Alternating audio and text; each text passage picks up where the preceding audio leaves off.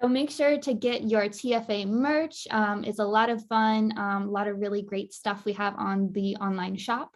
Another thing to always keep track of is we have our link tree. You can find that on Instagram, or we'll pop it in the chat as well. But you can RSVP to any of our upcoming events there. That's always in the link in bio on Instagram.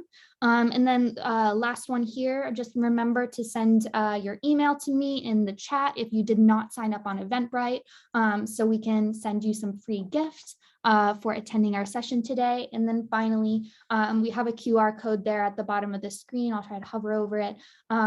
If you are willing and able to send us a donation in support of the Young Curator Showcase, that would be so appreciated. In the beginning of June this year, we'll be in New York City showing work of a bunch of young, new and emerging artists and galleries and collectives to really help them get their foot in the door of the art industry, and sharing a lot of kind of behind the scenes art industry knowledge. So it's going to be really, really vital for so many young people's careers. If you'd like to support, a donation will help us with the production of the event. So we have that QR code there as well.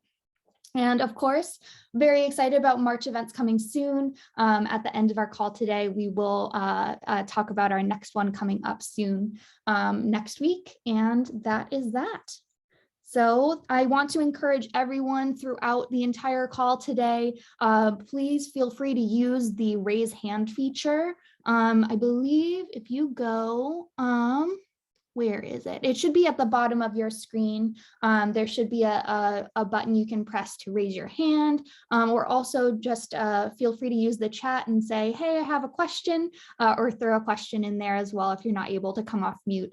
And without further ado, let's get into our conversation for today. All right, so today we are going to be highlighting some really incredible Black women creative entrepreneurs and all of the incredible work that they are doing. And so when we were kind of coming up with this process, we were thinking, why don't we go along the whole step, all of the steps of the journey? So starting from the idea phase all the way to executing your plan, finding collaborators, and then scaling your business years down the line. So to kick things off, we have Nina Young here. I'm going to give a quick introduction, and then Nina's going to talk about her work as well, and we're very excited about that. But so Nina is a Detroit native who is passionate about independent filmmaking and amplifying the voices of marginalized storytellers. She is a 2019 graduate of the MFA film program at Howard University and holds a BA in psychology with a concentration in media studies. She's a filmmaker, a storyteller, and she focuses on the experience of Black women in America. So thank you so much, Nina, for being here. We're really excited. I would love to just kick things off if you want to speak a little bit on your work and what you do, and a little bit of your work at the Ashi Fund. Yeah, thank you guys so much for having me. Kiki, happy birthday to you. Thank you so much for allowing me to be a part of your special day. A little bit about me personally. I am a filmmaker and storyteller based out of DC. And I also have the pleasure of working with the Ashi Fund as well. I come from a background mainly in arts and making my own art. Really found that the issue I was running into was finding funding. How do you realistically find funding for a short film in kind of a quick way versus, having to go through a month, year-long process of trying to procure money for a project? How does one quickly go about finding funds? I heard about the Ashi Fund through actually a very good friend of mine. And in the middle of 2020, in the middle of the pandemic, I wanted to give back to my fellow Black women artist community and reached out to Say Hot. And that turned into us working together now. This is year 2 of me working with the Ashi Fund and in the grants process. So I'm passionate, like Maggie said, about amplifying the voices of marginalized storytellers. That includes Black women. What's awesome about the Ashi Fund is that the Ashi Fund ensures that Black women creatives are able to procure funding, be it a small amount, or even like a larger amount to ensure that their projects are being made and shared. Um, so this year with the Ashi Fund, we actually start our grant process March the 14th. So we encourage people to please visit our website. If you are a Black woman creative who's currently working on a project, please apply for one of our grants. This year, we've been blessed enough to have more funding than we've had in the past. So we're doing one large grant of 2,500, and then we're doing 5 micro grants of 500 this year so that we can expand our reach, which is really awesome. We've also had the pleasure of being able to work with the Kennedy Foundation of Arts. They are our fiscal sponsor. We want to give them a big shout out and a big thank you for allowing us to be able to expand our giving this year. We're also working with Smart Simple, which is a grants platform this year. That's been really great. They've offered their services to us pro bono, which is amazing. So our grant giving process will be a lot easier. Um, and then we also encourage people to be a part of our happy hour session.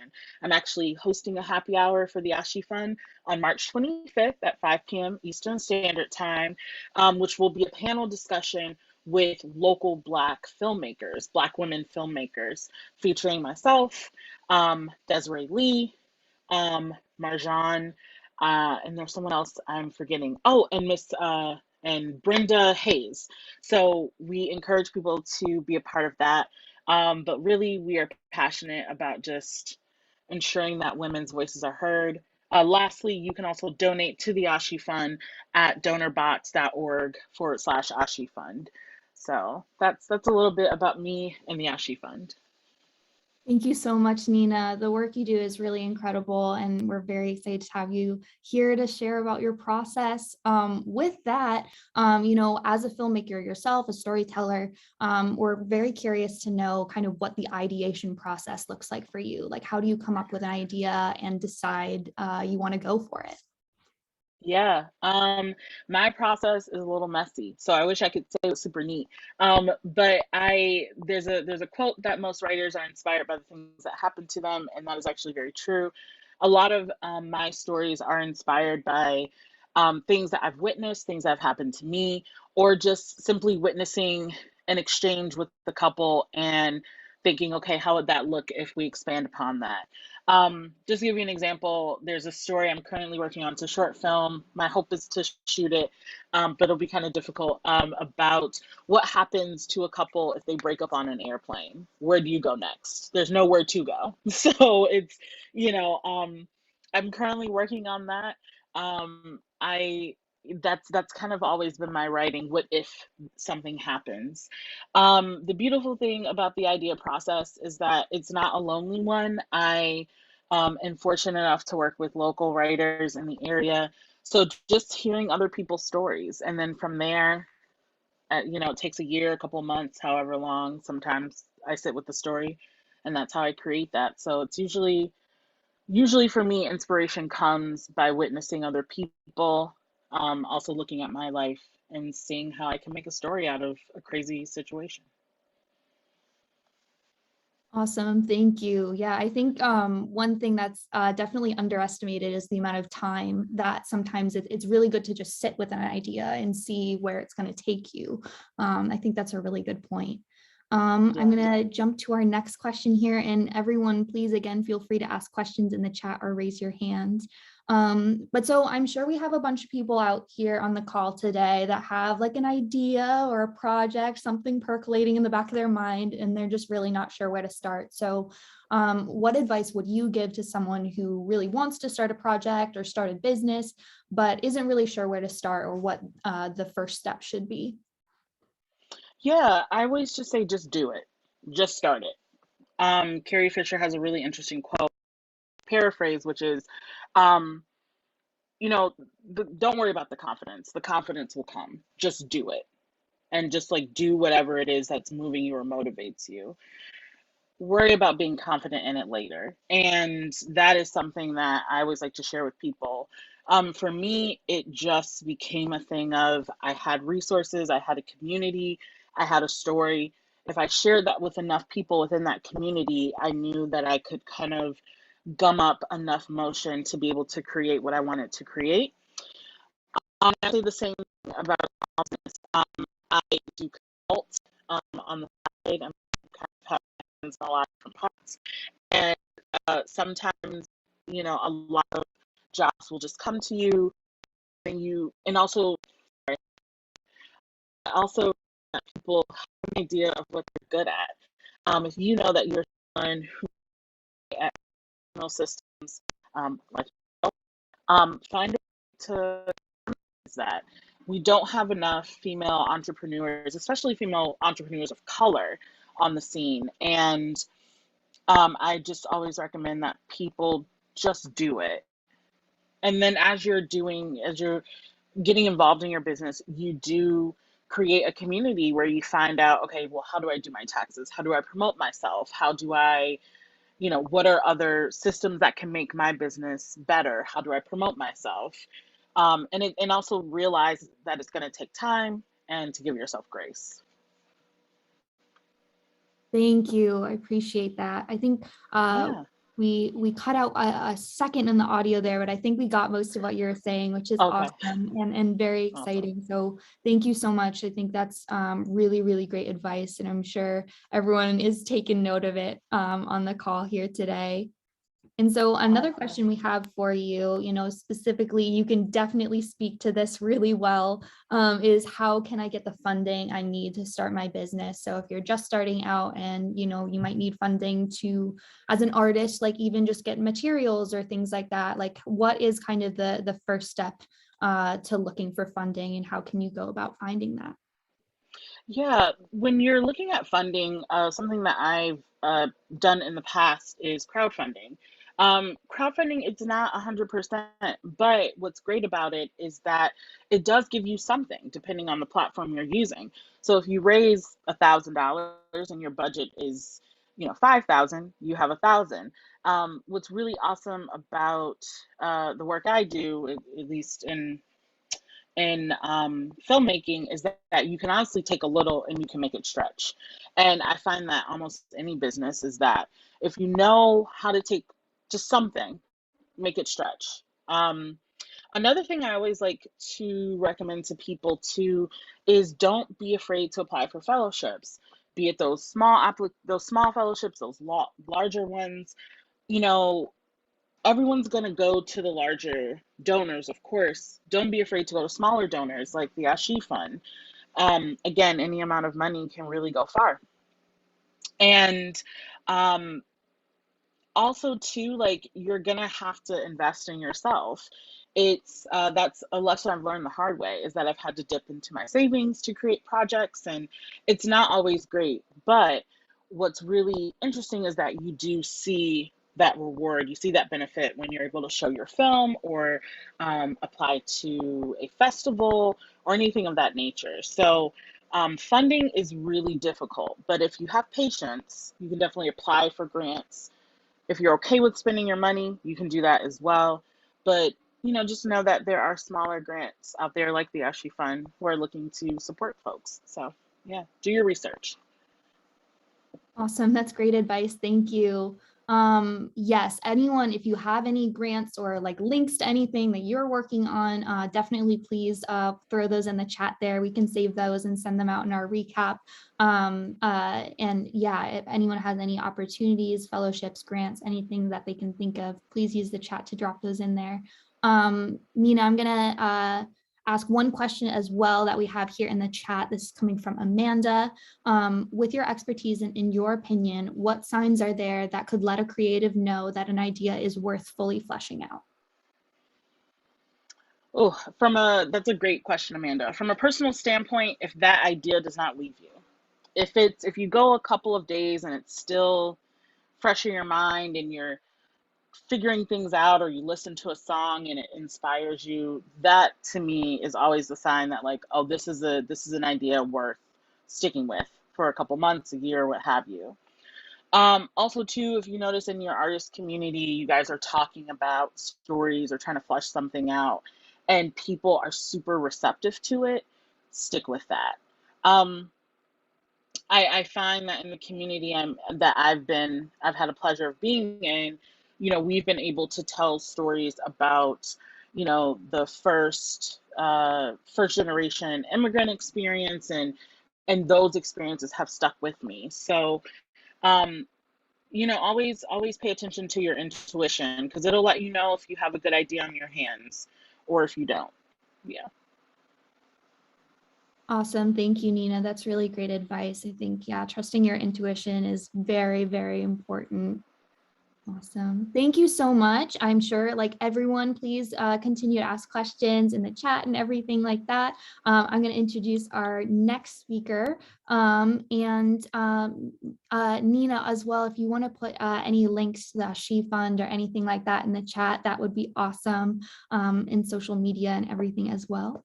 And thank you so much. Again, everyone, if you still have any questions or just want to think about what Nina has to say and bring those up later, feel free to do so. And I'm going to introduce our next speaker. Next up, we have the incredible Carla Ballard.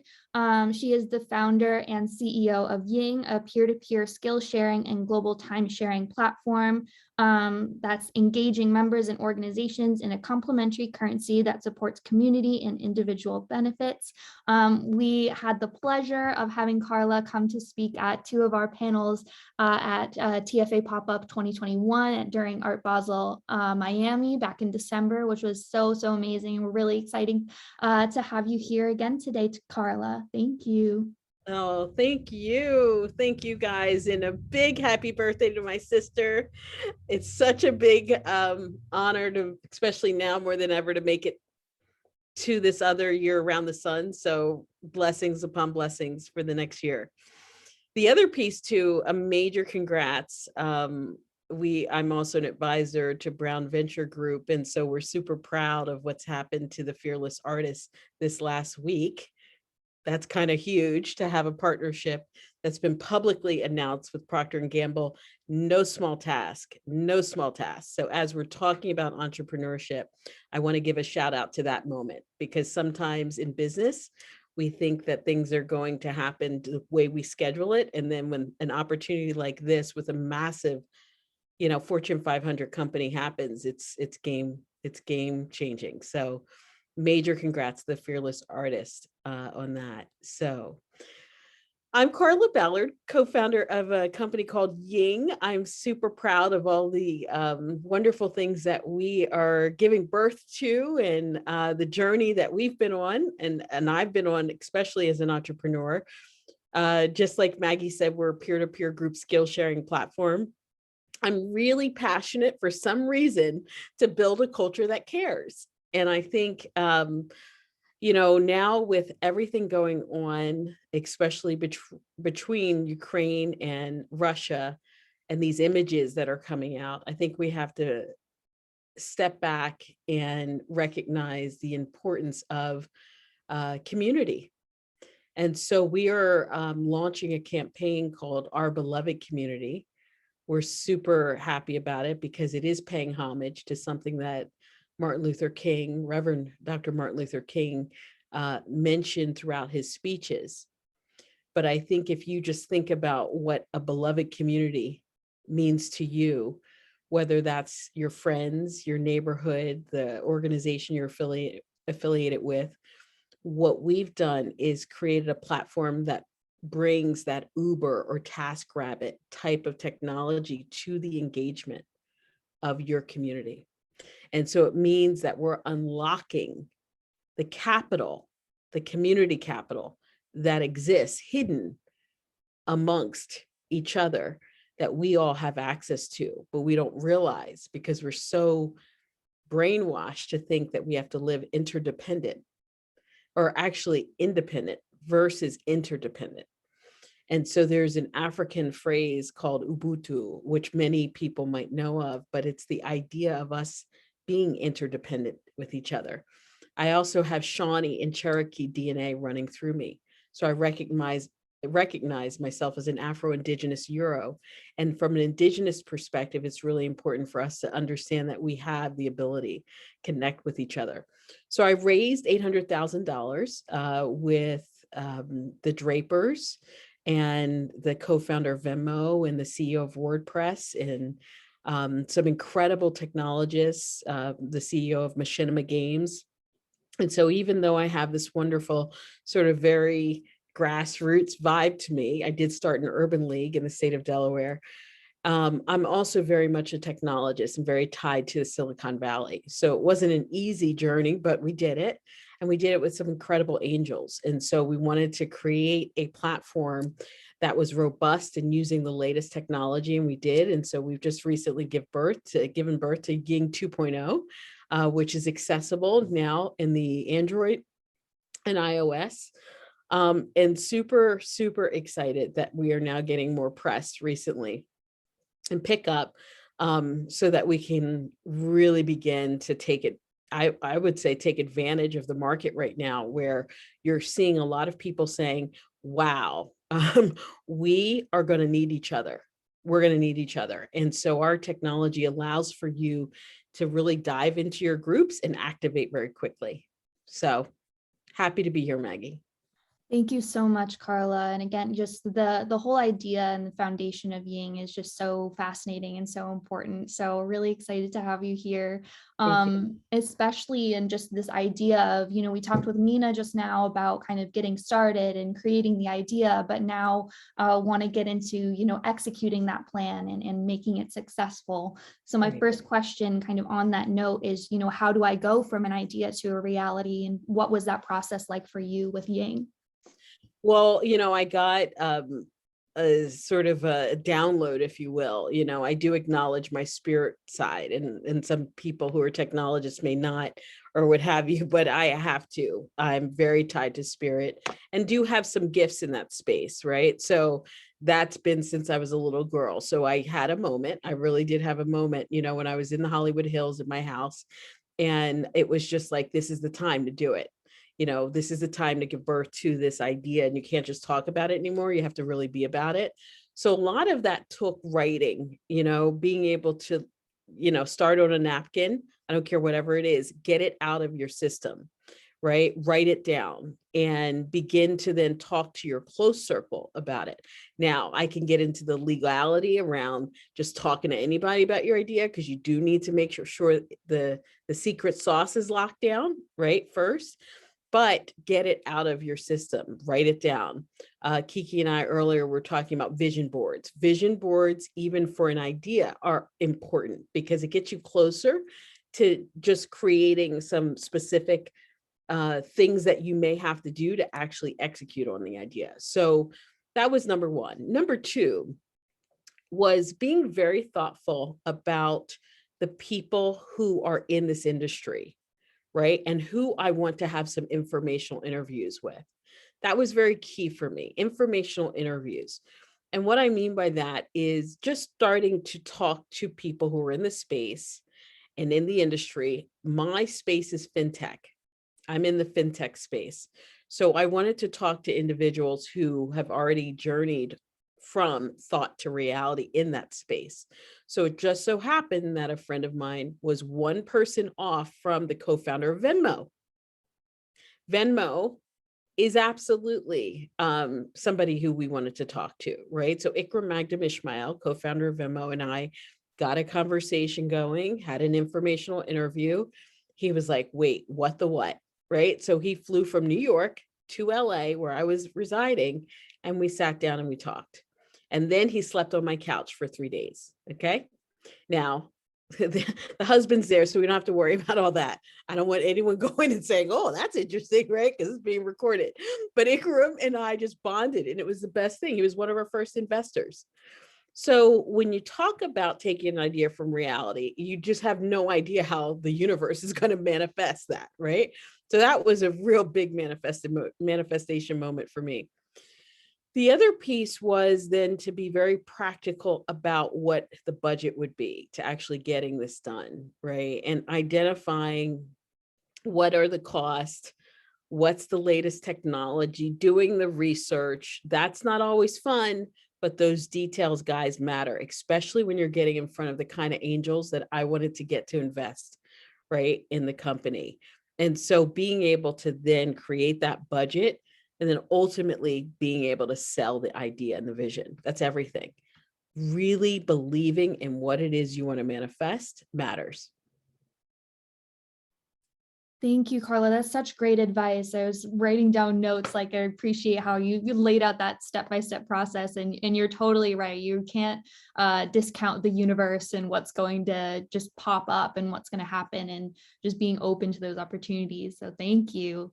You also, we talked about Ying and the whole idea of community and caring. And so kind of on that note as well, I want to talk with you about team building. So like, how can someone build the best team, find a good support system for themselves and their new business idea?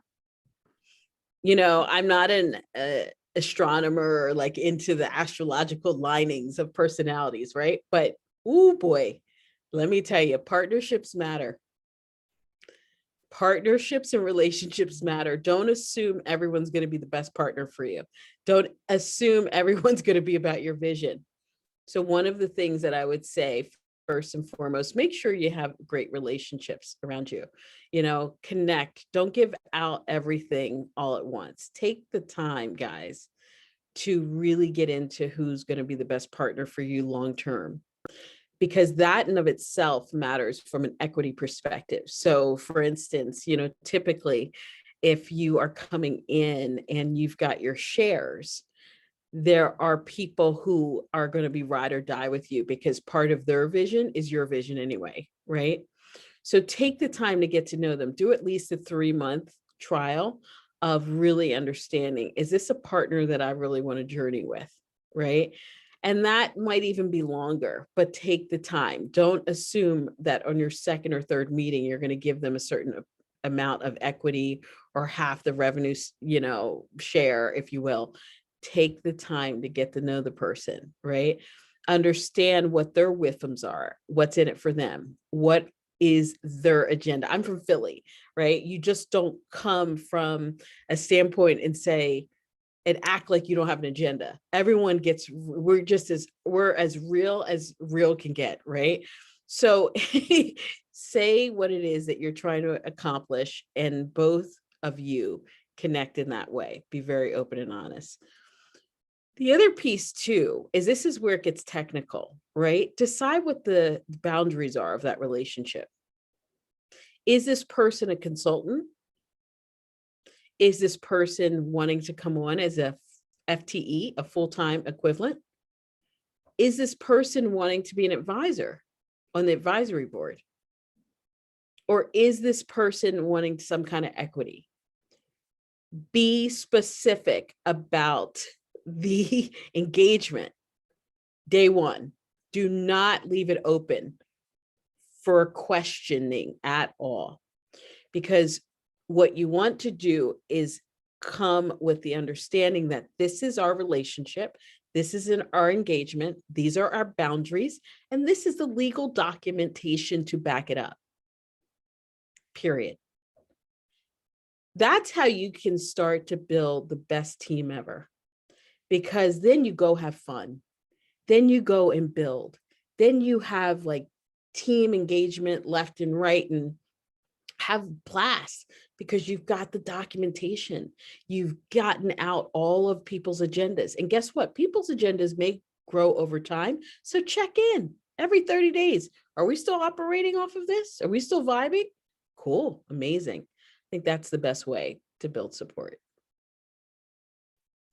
That's great. Thank you so much. Yeah, again, really, really great advice. And like you're saying, very important to establish the relationship like from day one. That's wonderful. Again, if anyone has any questions, feel free to throw them in the chat or raise your hand. And in the meantime, another question I have here is, you have your idea, you started building a team. Now it's all about, brand building and building a community around your business idea. So if you can share a bit of your thoughts on that and kind of your process with building that brand, building that community. I was a senior vice president at Ogilvy and Mather, which is a large ad agency, one of the largest ad agencies in the world. And some of the work that I did there was to implement the Affordable Care Act for the state. of California under the brand Cover California, and then also rebrand Sony Pictures Television LATAM division. One of the things that's super important about brand at Ogilvy, we'd always ask the question, the world would be a better place if what happened? And I think what's powerful about that is, finishing the sentence, right? So when you build a brand, you are really identifying its place in the world. Nike has a very specific vibrational connection to our culture. When you think about Louis Vuitton, Tiffany's, all sorts of brands, they've almost taken on a personification, right, within our culture. What type of person is your brand going to be in the world? How will it contribute to our culture? Take the time to understand the type of personalities that would even be attracted to your brand. What is the mission? What's the vision? What's the type of way that you want your brand to interact with the world, essentially? Get really personal with your brand, because brands matter, number one. Number two, when you talk about a community around that, obviously, I'm going to say, understand that nowadays, community is everything. I almost want to say community is the new Black, right? Community matters now more than anything. And so for us, right, I say group skill sharing for me is at the essence of anything that you would ever do. So I'm always going to promote Ying because that's why I did it. I realized that community is way more than just saying I'm part of something. It's more than affinity group, right? If you guys understand the definition of an affinity group, it's essentially a group of people who care about a similar mission, right? So when you talk about a community, you're talking about understanding what the needs are of that community. What's the need? Why is a person coming to be a part of this community? So that is in direct correlation with your brand and what you're trying to achieve. Why are people wanting to be a part of a she fund, right, Nina? I mean, I think about my friend Jareem Hampton, who, is also, by the way, an investor in Ying, but she also did the film about, oh my Lord, I can't even think of his name because I don't want to mention his name. So my brain is having a moment, but you know who I'm talking about. I'm really having a blank because he did such atrocities. But anyway, my point is that I could see Dream being a part of a she fund because it's similar, right, to her affinity. R. Kelly, thank you, Key. So when I think about community, there's so many tools that you can start to use, but understand why an individual of that community would even want to be a part. And then when you build it, leverage those technologies, including what we have, right? Bring in skill sharing to that community so that you can create a tighter bond, but also understand, what are you giving back to that individual? What's the value? Because that, guys, is key. If I'm going to be a part of a community, I need to know what I'm getting back. So it's one thing to have everybody be a part of a large mass, but what are you getting back to that individual? Right? And now time matters. So if I'm not going to waste my time on anything that's not giving back to me. Thank you. That's such great advice and really awesome questions to be asking or to keep in your mind for sure, like when you're going about this process. So thank you so much, Carla. I'm sure we'll have some questions and we'll definitely save some time at the end for questions for all of our speakers today. But I want to say thank you so much for joining us, Carla. I'm going to introduce our next speaker. and get into the kind of the process of these partnerships and collaboration. So next up, I want to introduce the incredible Karen Baker. So Karen is the founder of Fiber with a Cause. She's also a fiber artist and showed a piece with us at TFA pop-up in December 2021, which is very exciting. Karen is a 3-time grantee of the DC Commission on the Arts and Humanities Artist Fellowship for her fiber artwork. She's also currently pursuing a doctorate in design. And is a really incredible mentor and wonderful person to speak with about everything about building a business and bringing in partners and collaboration and what it means to be an artist. So we're very excited to have Karen here. Karen, if you want to introduce yourself and a bit of your work specifically with Fiber with a Cause, that would be amazing. Hey everybody, glad to be here. These artist circles are always amazing. So again, thank you to Kiki and Maggie and Deja for always having these wonderful conversations that people can actually, bring into a sense of community, as Carla discussed, and a great person to come behind, because everything you were saying, I was sitting here going, yep, along the way. Okay. Everything. So Fiber with a Cause was something that just, most of the ideas that I have in business wake me out of my sleep. And Fiber with a Cause was no different. In 2016, out of being a knitter and a crocheter, really putting myself back into this art again, I came up with the idea of Fiber with a Cause because I saw there was a piece missing, and that meant African-American women weren't in the craft and a means of gaining income from the craft. They were on the end of hobbies and did not see themselves being able to be profitable. But when I looked at it, I was like, okay, the men are profitable.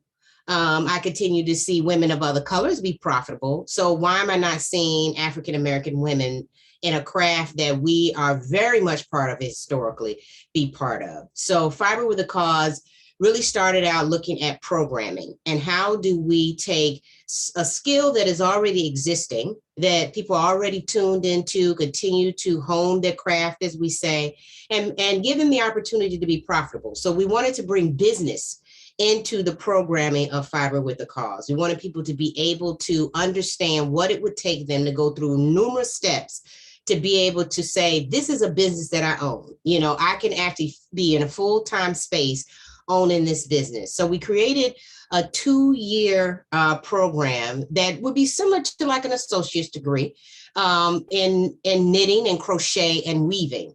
So interested enough, again, when we talk about money, someone came to me and said, I have $15 million, $5 million of it I want to give to 5 different women. One of them I want it to be you. We spent months preparing business plan, marketing plan, everything necessary to gain access to this $1 million. And of course, it fell through. What it did, though, was help me really see clearly what Fiber with a Cause would be, where the gaps were within this industry of craft, where we were falling short in serving African-American women who wanted to be in the craft.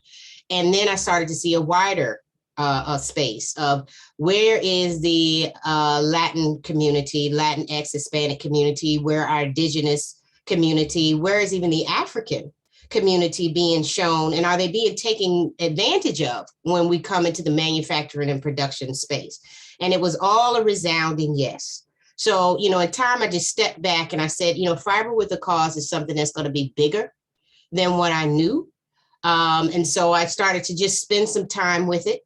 Carla talked about research, absolutely researching what other people were doing, what manufacturing and production was doing. It went through cycles throughout the pandemic, who was in ownership, in manufacturing and production, that we were just on the maker side of it, that we weren't owning anything in manufacturing and production. And how could Fiber with a Cause support that was, what I wanted to do. So knowing that it was a mission-driven, for-profit organization, last November, I made it a benefit corporation in order to make sure that we stayed true to our mission, because I didn't want people to shift it around when it came down to the manufacturing and production and how we supported those who I would see are underserved or ignored within the industry. And so we're really on a good track right now to really making Fiber with a Cause something that will be seen, will be heard, will be helpful, will cultivate a very, very strong community. So that's Fiber with a Cause. Thank you so much, Karen. It's always great to hear the whole story there with Fiber with a Cause, and love what you're doing. And so really here with you, we'd love to talk about this idea of collaboration, like finding collaborators and finding partners, and then the support that you need for your business. So my first question here is, based in what you do with Fiber with the Cause, and like really all about it, expanding access to the education and learning about all of these techniques and the business side of it as well. So the question is, how can I use my expertise to support others in my industry? Yeah, that's a great question. I think because at the end of the day, first you got to want to support other people within your industry. This is the reason we have artivism or artist and activism. You have to want to know that you want to give within your work. It does not mean you ignore your work. It does not mean that you put down your work, but it means that you're able to sit there with your expertise. My expertise has been in business. I owned a company for 27 years, even in launching Fiber with a Cause. And it has always been about a level of service. You have to be comfortable, accepting, eager, and excited to be a person of service. And in doing that, you'll want to give back your expertise to support other people in the industry. And so even with Fiber with a Cause, I looked at it in that way. I was fortunate enough to be chosen to be part of Vogue magazine, their knitting magazine's incubator program. And what I saw in that program was the things that I was talking about earlier. There was a gap of people really understanding how the tools that their hands were making could really be turned into a business. So there were people that I would spend time, aside from going through their digital with them, showing them how to go about getting grants, because again, we were in a pandemic, and even though the maker community was in high demand, they were still not being paid what they were worth. So really giving people the support they needed to financially be able to thrive during that time that, they were asked and demanded of to be part of supporting other people's community and not really getting the same thing back in their community as well. So I think you have to just really be comfortable with being of service. That's a great point. Thank you. On the idea of creating relationships with people as well, one question that I think we get a lot at TFA and just I've been hearing a lot recently is how to cultivate relationships with potential partners and sponsors, whether that's an individual, a company, a group of people, a collective. Just how do you kind of create those relationships and maintain them over time? Yeah, early in business, a friend of mine said to me, she said, all money isn't good money. So know that first, going into a partnership and a sponsorship. All money is not good money. So I think it goes also back to what Carla says. You have to really understand what that partnership brings to your work, whether it's your art, whether it's the business that you've built around that art, and then looking at partnerships that align. So I keep a nice spreadsheet of partners and sponsors that I see in the future. I watch the work that they do, how they show up within the communities that they say they serve, whether they, look at the aspect of being a user on the other end of it. They look at people as clients. I look at all of that and I start to create a spreadsheet of these are people potentially that we may want to have conversation with later down the line. And, I use sources like, LinkedIn, just connecting with people, having early conversations to let them know about what I'm looking at doing.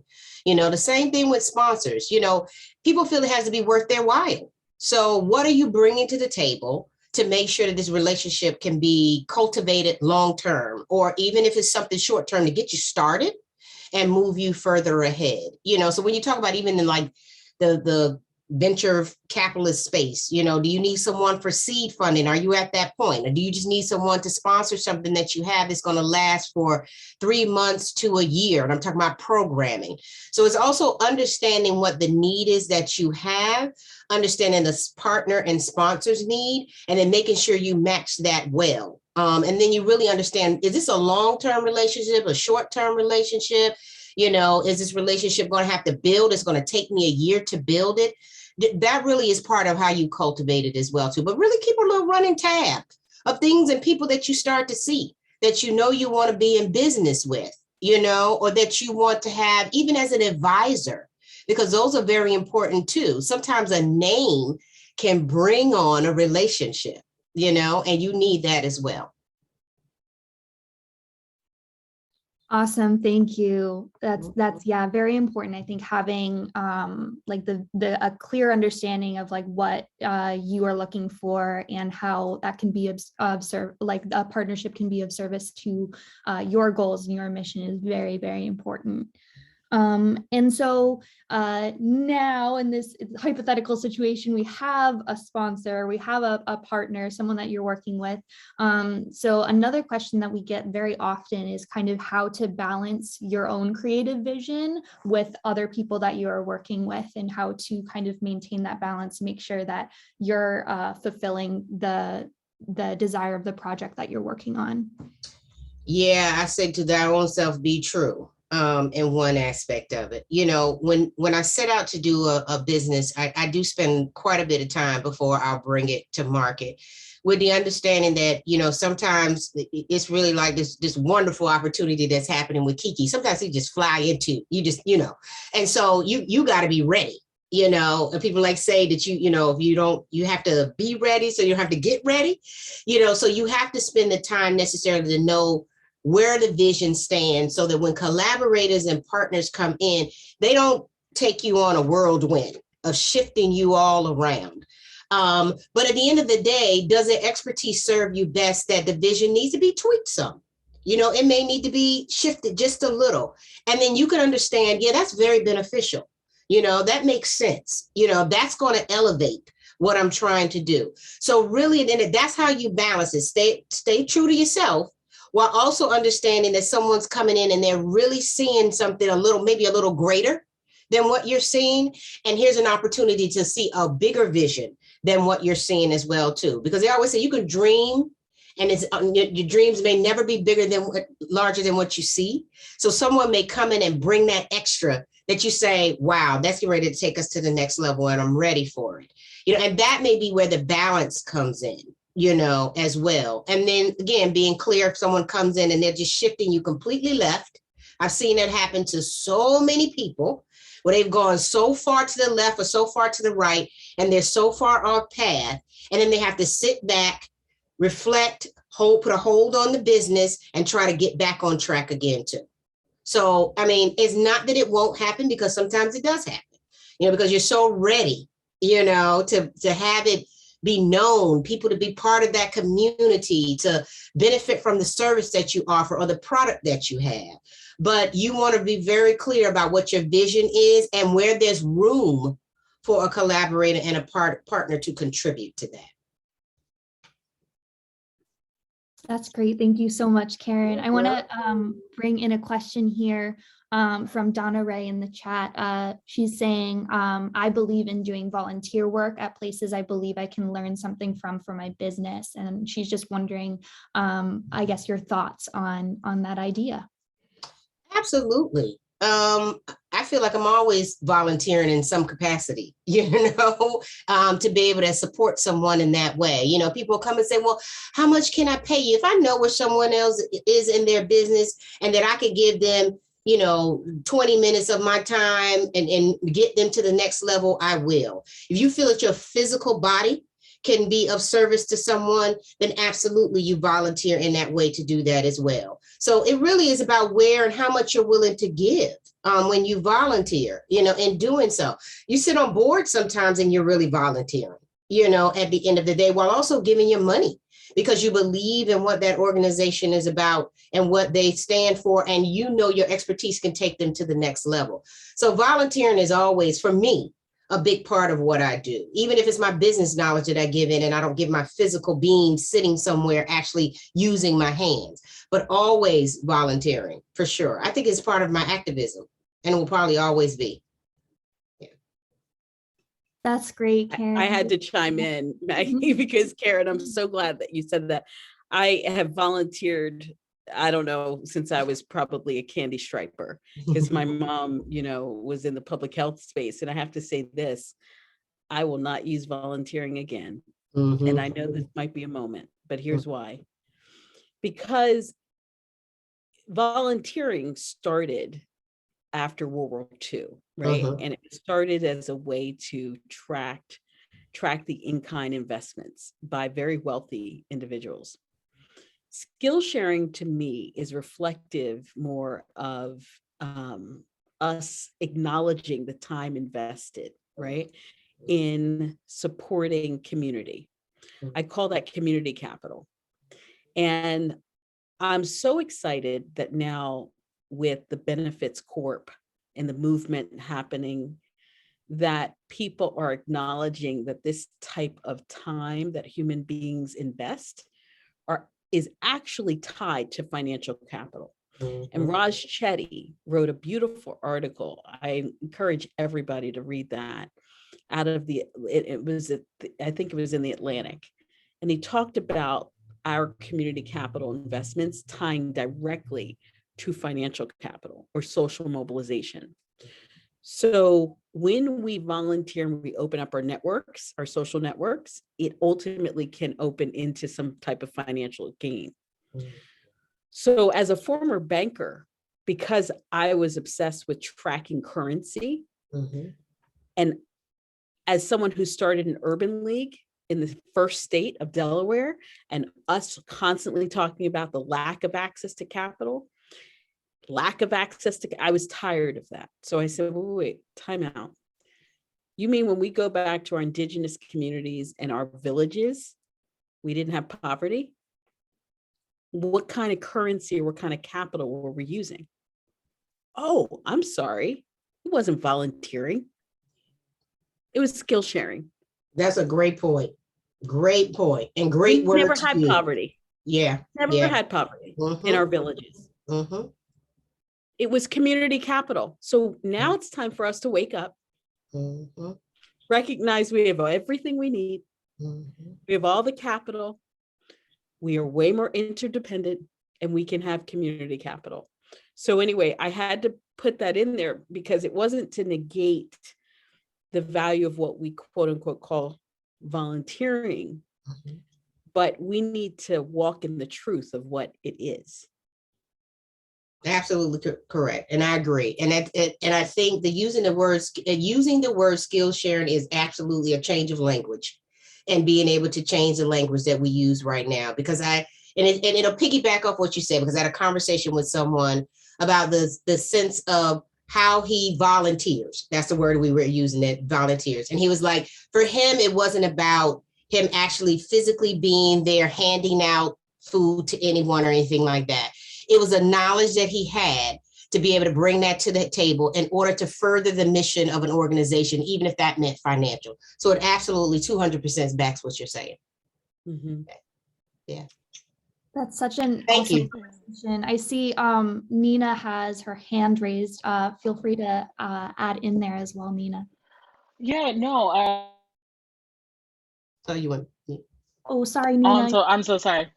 I just realized I was muted. I apologize. But what Carla and Karen are saying, honestly is spot on. I never thought of using the term skill sharing, and now I'm going to work that into my vocabulary, especially with film. Film is such an industry where it can be quite predatory, depending upon where you are. If you're new in the game and you want to get on bigger projects, a lot of these larger companies will try to use your volunteering as a ways of free labor. And I always tell people, especially as I've started to mentor young Black women who want to get into film, no.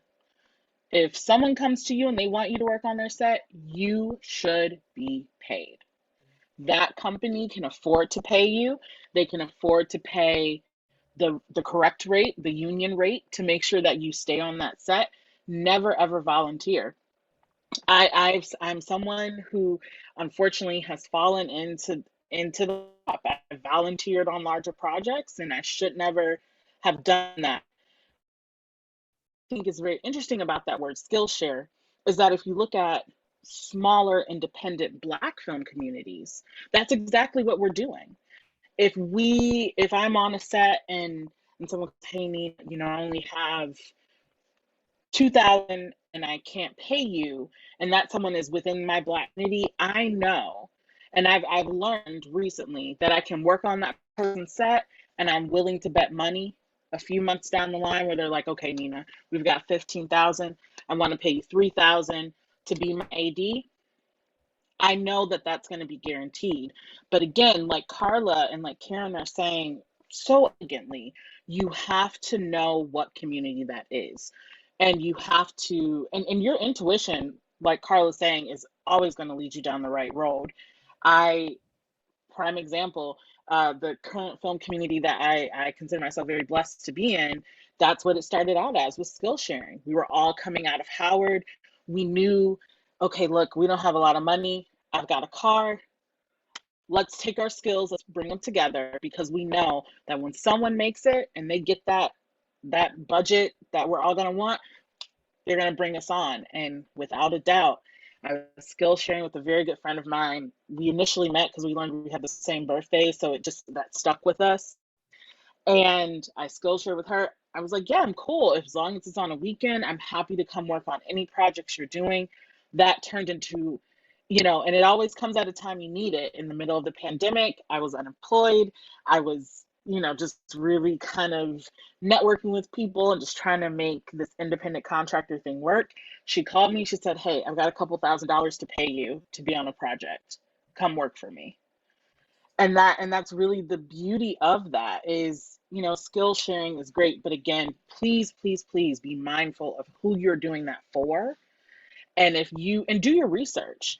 If you know that you're working for a small production company in the area, because there are many within the DMV, a lot of them unfortunately are not owned by women of color, and they say, okay, I can only pay you a day rate of this, but they're paying someone a higher day rate, you can negotiate. And I've learned all of that the hard way. But I say all of this to say what Karen and Carla are saying is like so spot on. So I just wanted to throw my little 2 cents in there.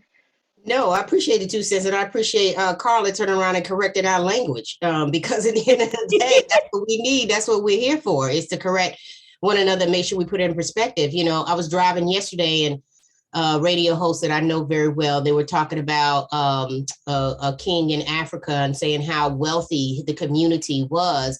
And she was making the point of what we need and what we don't need. And that backs up this whole conversation. She was like, at the end of the day, we didn't need.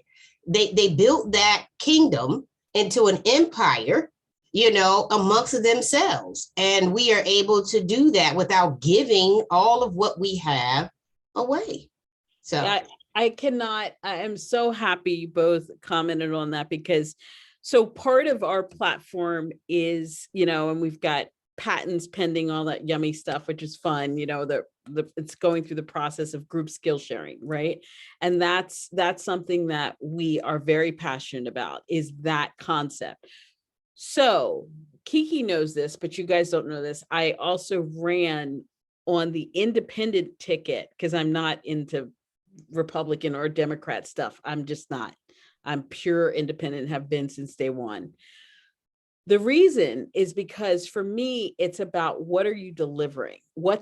Can I go into the neighborhood and see the difference, right? So don't talk about it, be about it, for me, day one. When it came as a former banker, right, to start to find out about new capital that we could start to quantify, just like Visa, Mr. Dehawk, who founded Visa, he created a platform where digital transactions, right, could be made a lot more efficiently in terms of buying things.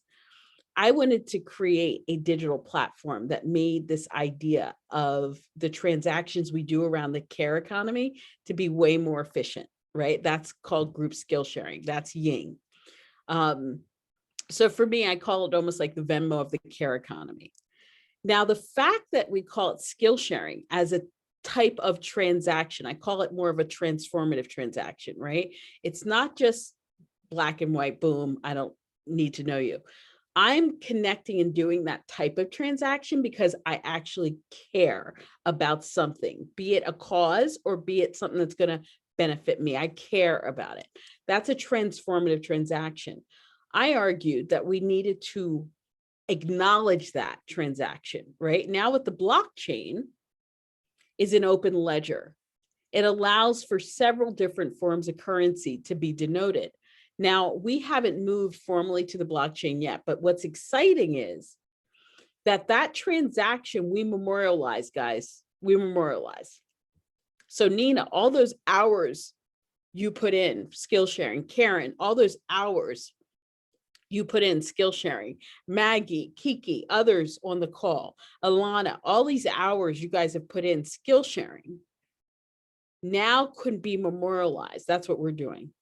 We are, imagine if I asked you, Karen, how many hours of skill sharing have you done over your life? Well, I said over the last year, I keep tally, so I probably could tell you very clearly. There you go, right? But imagine, yeah, I keep it right in QuickBooks. It's calculated because I want to know if I'm giving too much. I'm so happy, Karen, that you have that attitude. See, this is the KB thing going on, right?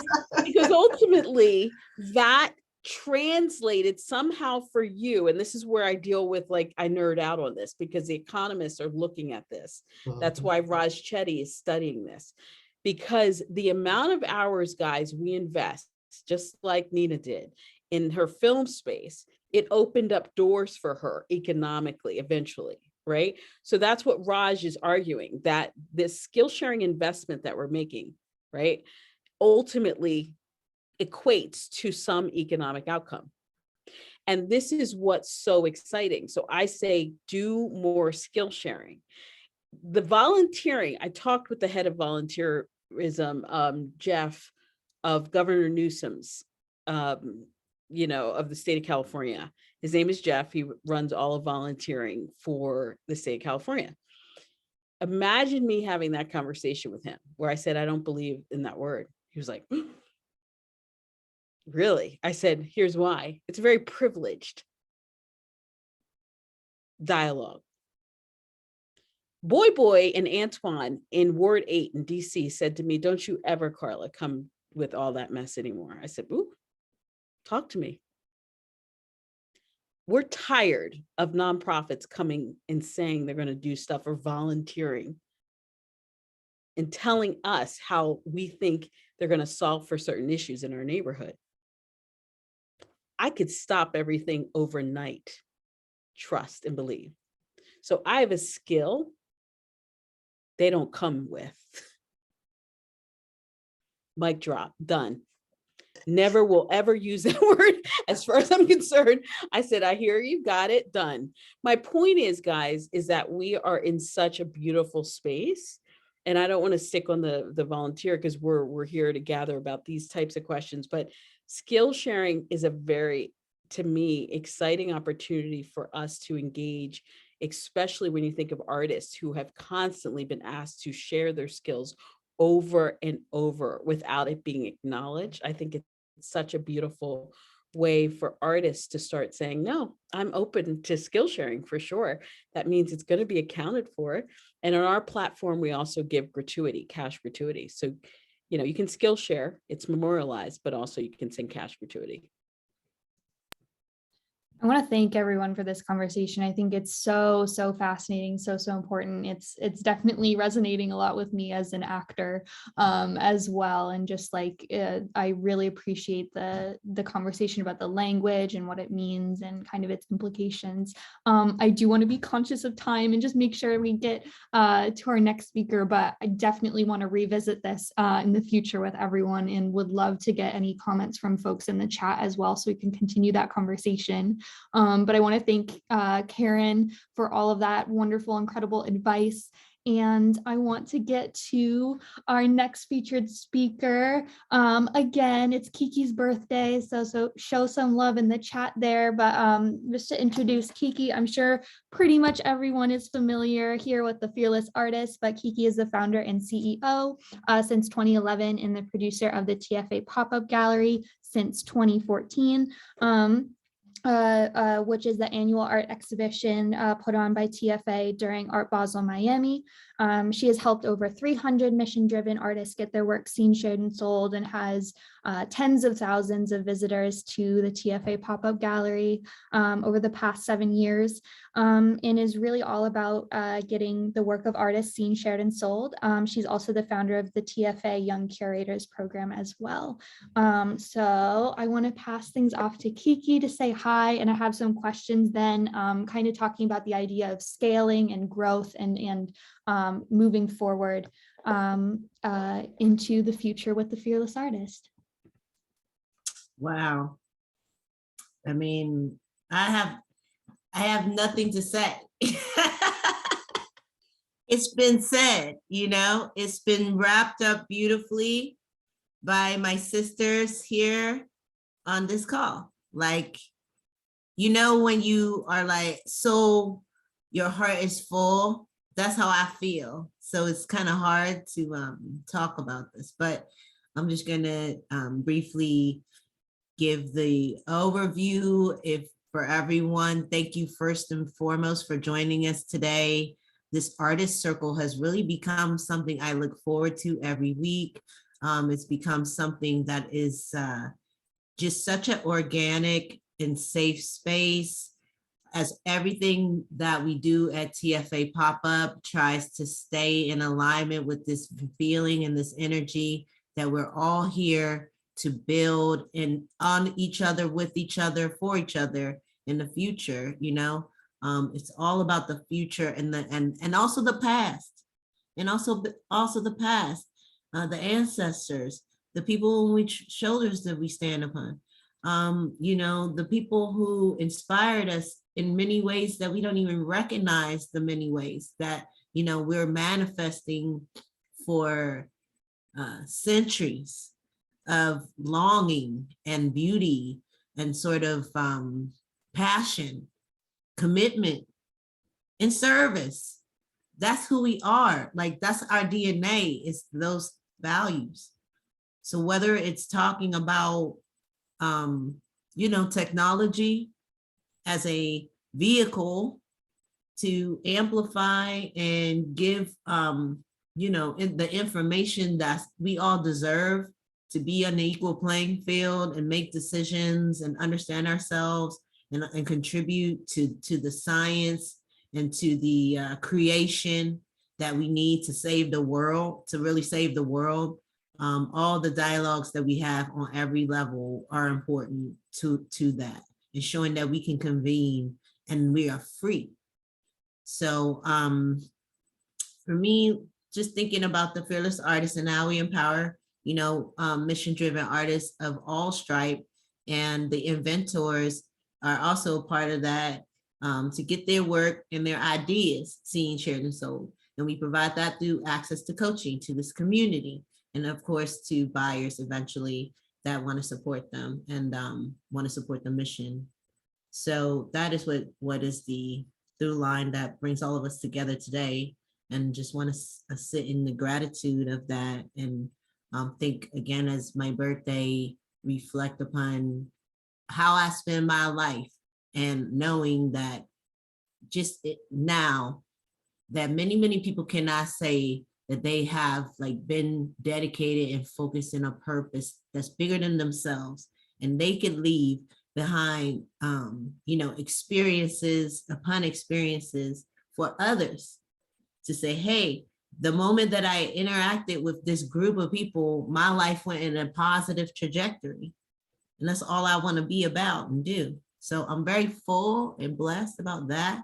And just talking about my journey as an entrepreneur, all of the things that have been said have been really about what I'm thinking about is like this, the price of freedom. So I get asked about fearlessness all the time, and it's kind of thrown around the term because no one can be completely fearless, or else you're just, you know, you have no, you know, you need help or whatever, you know, but the term for me and what it means to me, I still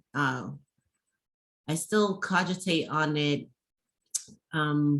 because I think more and more what is important to me is this sense of freedom. and freedom to be myself, freedom to try, freedom to fail, and freedom to dream as big as I can. And the people that I need to be around in order to do that.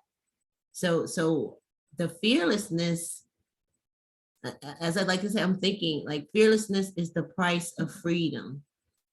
The fearlessness that you need to say to people that you need to break away from, that you need to let go of, the freedom to those things are that trigger in us these things, what do we consider as fear? They're very basic everyday things for the most part. And we all are everyday people. And the people we might admire and look up to have just taken little steps of looking at that situation and that circumstance and saying, no, I'm going to be bigger and better than this circumstance. I'm going to go with my gut and my heart and hold my head up high and want better for myself. So fearlessness is not some great big dragon slaying moment for not all the time. It can be sometimes, but I think of it as the small choices that we make to, for our better nature, listen to our better nature, listen to that voice, that inner voice that we have to cultivate, that affirms us and affirms, the light in us. So that's just what I want to say about that. I'm sure you have some questions and we can get it going because I do want to leave some more space for this great exchange we're having. Absolutely. Thank you so much, Kiki. I'm going to jump to this question right here. So a lot of people have been wondering, especially, as artists, as creatives, sometimes we're like looking for funding in places that, maybe don't really fully understand or appreciate arts in the same way. So the question is, how do I present my business to funds and corporations that may not understand my industry?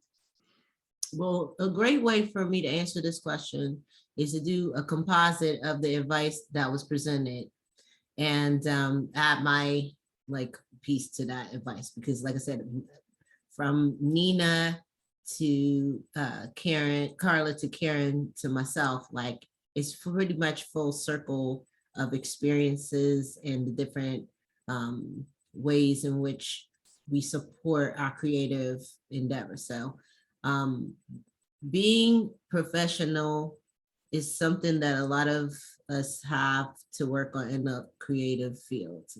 I'm just speaking from artist standpoint. If you haven't had that experience, I don't take it for granted that people have had experience in corporate America, that people know how to create a PDF, that people know and feel comfortable with budgets and spreadsheets and things like that.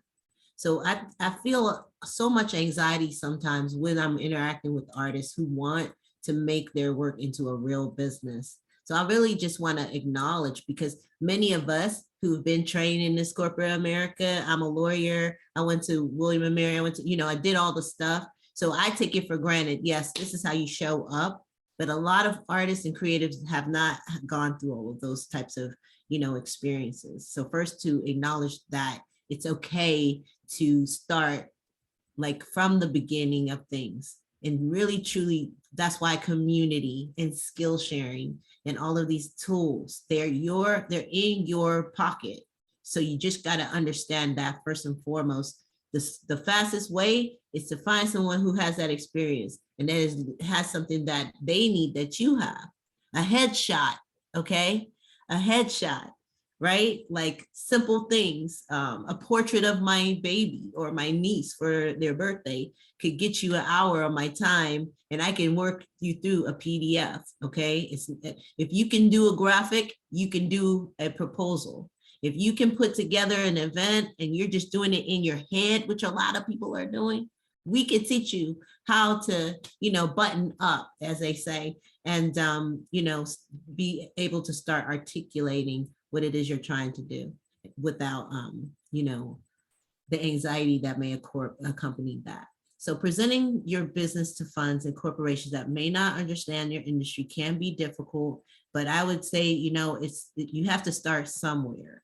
You have to start somewhere, and seeking out people, again, that don't understand your industry, and learning how to communicate, in a basic way. A lot of times the people that buy and support are not artists.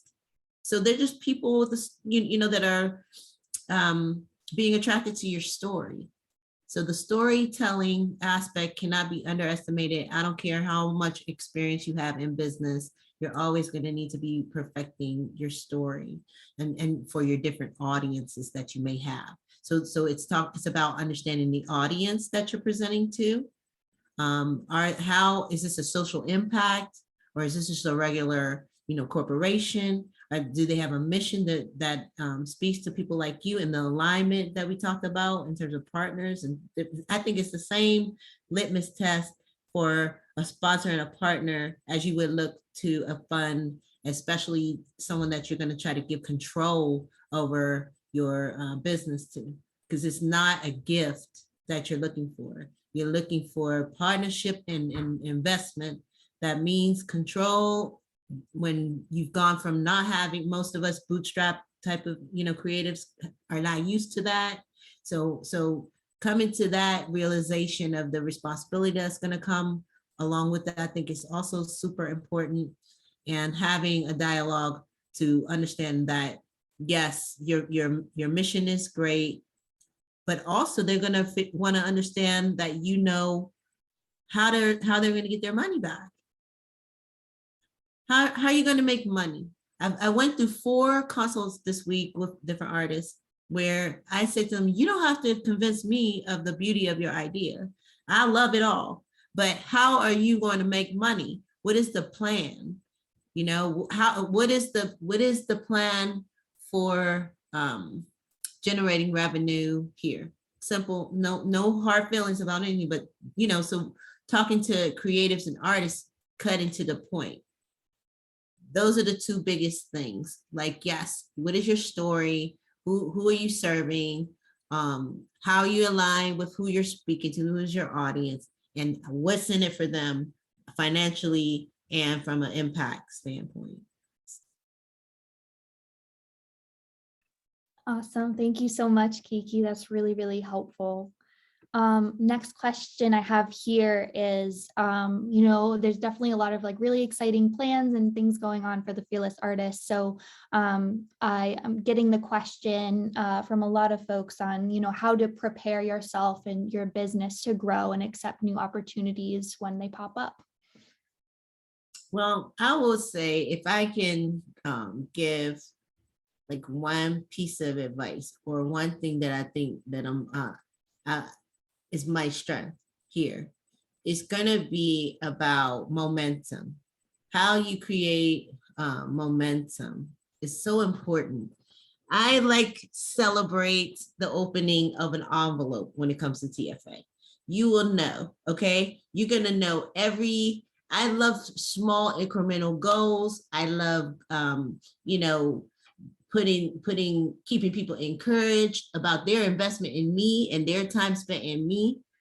So that's what it's about. I'm a huge person that advocates to everyone newsletters, because newsletters seem like, it's a little bit of, do people even read? I mean, yes, they do, but something about the newsletter is charming to me as a way to connect and keep my, community growing, and knowing what just happened, what are we working on now, and what's coming up in the future. Past, present, future is always how I organize my communications with people in my network. So preparing yourself, I always tell Maggie and Deja, we're either preparing or presenting. That's our job. That's all we do. We're either preparing or representing. So in that space, in that liminal space between that, it's like the network. Having a group of advisors that include Carla, include Karen, always in circulation and in thought partnership about what is going on is to me, I think the best way to grow quickly and, feel comfortable and confident in your decision making. It's not it's not about groupthink per se, but it is about wisdom. It is about hive mind. It is about collective intelligence across many fields and experiences. You can't beat that. You can't beat that. So if you have it and you're, please rip me to shreds. Please tear up my deck. Please find every typo. Please, only if you're a confident person can you open and be vulnerable about that. But I love it. I love a critique. I love a feedback. So these are the ways that I grow. I love coaching. I love training. I love everybody that knows me knows this. So I'm never too old or too advanced in any way, shape, or form in anything that I'm doing to not want to be surrounded by expertise that I hold high and then makes me better in my service, better in my performance. That's my jam. So when opportunities arise, I see it. I feel it. And I know that you need to be grateful and you need to be authentic, and you are prepared. You're already prepared, or else I think, as they say, luck is preparation meet opportunity. Like just trust in it and act on it and show up in excellence. Do your best. That's it. Awesome. Thank you so much. I have one more question here, which is about you just, we talk a lot about mindset and like thinking for the future and goal setting and things like that. So the question is about how to generate new ideas about scaling and growing my business and kind of always keeping the eye on the future and where it's headed. I can't speak for other entrepreneurs, and a lot of people want things to happen like very quickly.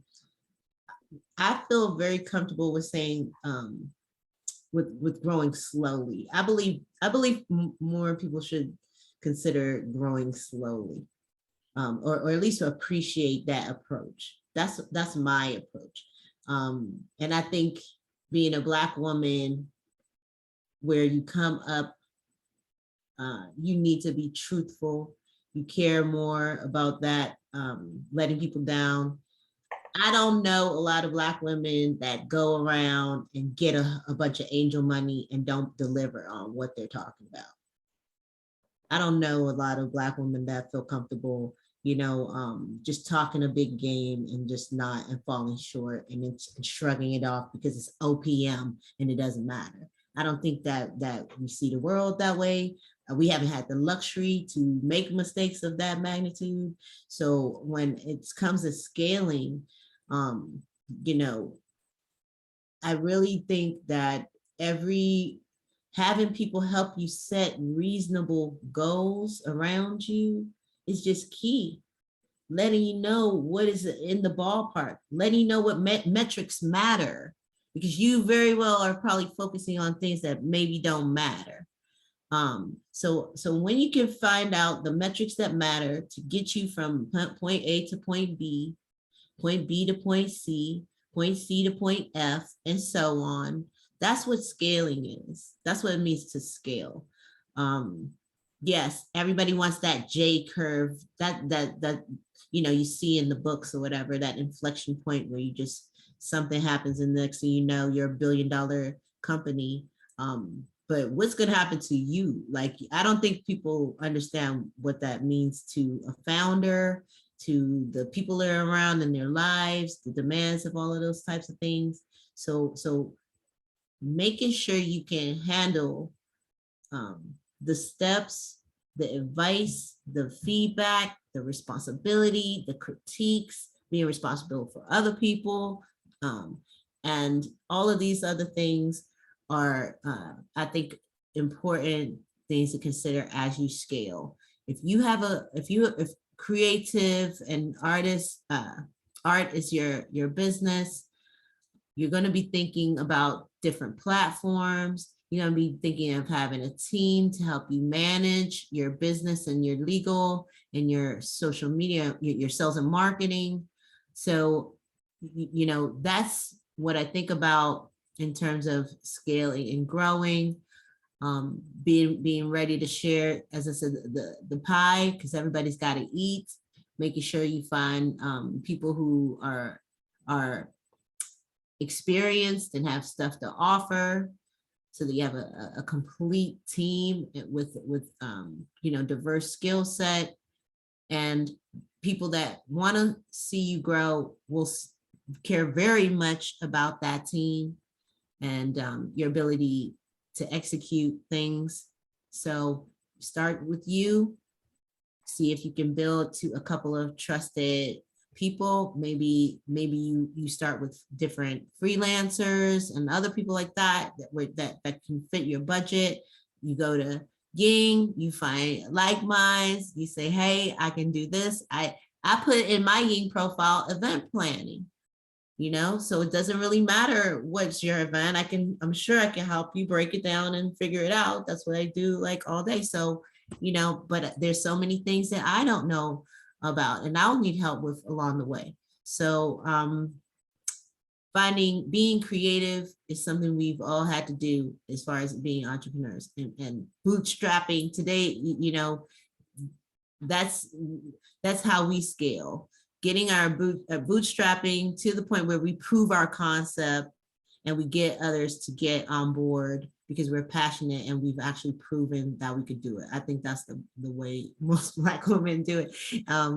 We create a model, we create something for people to put their hands on, because they doubt us a lot of times and they underestimate us. And then we say, look at all of our fans. How can you doubt us? We're here, we're showing up. You have no idea what we've had to do to get here, but yeah, you doubt us, but that's okay. And so trust me, I don't think anyone on this call has a shortage of ideas. It's finding the right idea. And focusing in, and not the 10 best ideas, but maybe the 2. And out of those 2, one will play out. And next thing you know, someone wants to give you a whole lot of money for being excellent. Yay. That's it. Thank you so much, Kiki. That was all fantastic advice. I'm sure everyone in the audience here appreciates it very, very much.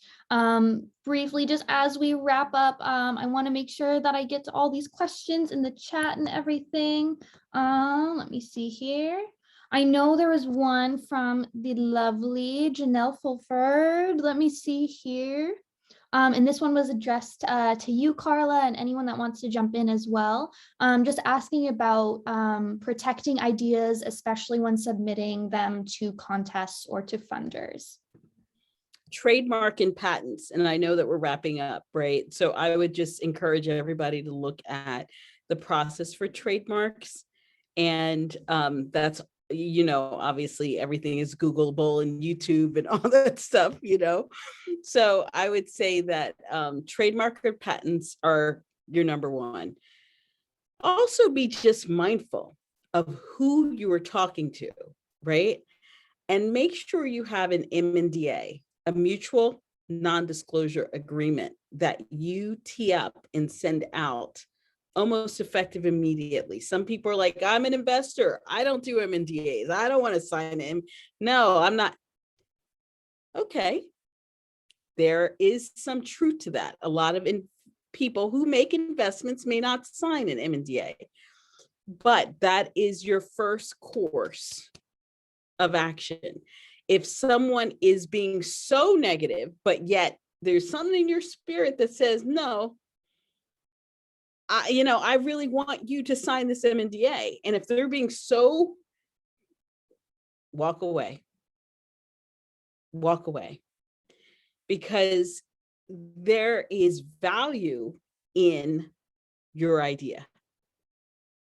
So don't negate that. Great, thank you so much, Carla. I believe I got through all the questions in the chat. So thank you all so much. Really appreciate all of your time. Big thank you to our speakers. Thank you for everyone for joining today. So I hope you have a wonderful rest of your day. I'm going to pop some announcements and reminders back up on the screen. But yeah, I hope everyone has a lovely rest of your day and enjoy the rest of your weekend. Pop this up real quick. So just to let everyone know, so next week, our next artist circle is all about beauty and wellness and kind of defining, any tensions between appearance and how we present ourselves and expression, things like that. I believe Deja has a friend who will be joining us for that event. Deja, if you want to just give a little introduction so people know what they have to look forward to next week. Yeah, sure thing. Thanks, Maggie. So next week, my friend Ayanla Irby, she goes by the Baldy Babe on Instagram. She will be joining us. She is a entrepreneur herself. She is a radio host in the U.S. Virgin Islands, and she is pretty prominent in the wave community. So for those who have shortcuts, they like to wave and brush their hair. She's a trichologist, so she'll be taking time out of her day next week to speak with us and just walk us down just the importance of hair and beauty and how we can express ourselves. So we'll be hearing from her next week, and I hope you guys can just tune in and join us for this awesome talk as we introduce the liberation of beauty. Thank you, Deja. That was wonderful. I'm very much looking forward to it. For everyone that's looking to RSVP, again, you can find our link tree in our bio on Instagram, or you can just type it in on Google or whatever platform you're using, just at linktr.ee/thefearlessartist, and you can RSVP for all of our events there. And then just real quick to wrap up, again, we have our merch links, RSVPing to upcoming events. You can see some of these March events. We'll be putting this up on social media soon as well, so you can see what we have coming up. And then last thing I'll just say again, if you're able to support the Young Curators Showcase coming up in June, we would greatly appreciate any donations to make our the production of the event possible and to keep that going really strong. Also, if anyone has any connections or themselves wants to become a sponsor of any of the days of the event, you can also find that information on that QR code. So thank you all so much again. Have a wonderful rest of your day, and hopefully we will see you next Sunday. Thanks, everyone. Thank you. Thank you, Maggie. Great job. Great job, everyone. Yeah, Thank you so definitely. much. Loved it. Goodbye, everybody. Goodbye, Donna Ray. Bye. Thank you. Bye. Bye, everyone. Bye. Awesome Talk day, to you everyone. soon. Janelle, about to call you soon. All right. Bye, everybody. Bye, everyone. We good to go? Huh? You want us to hang?